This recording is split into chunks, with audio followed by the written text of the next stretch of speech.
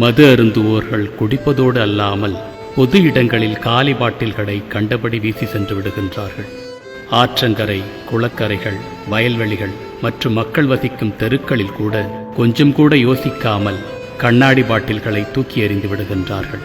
குழந்தைகள் முதல் பெரியவர்கள் வரை இதனால் வெகுவாக பாதிக்கப்படுகின்றார்கள்.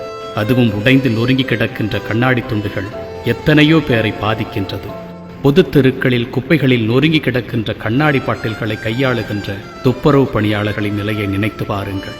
மனிதர்களுக்கே இந்த நிலைமை என்றால் கால்நடைகளின் நிலை இன்னும் பரிதாபத்திற்குரியது.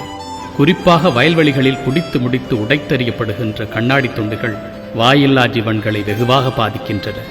மது வருந்தும் அன்பு சகோதரர்களே, குடித்து உங்களை நீங்களே கெடுத்துக் கொள்ளுகின்றீர்கள். சரியது உங்களின் தனிப்பட்ட விருப்பம் என்று கூட வைத்துக் கொள்ளலாம். ஆனால் நம்மால் மற்றவர்கள் பாதிக்கப்பட வேண்டுமா?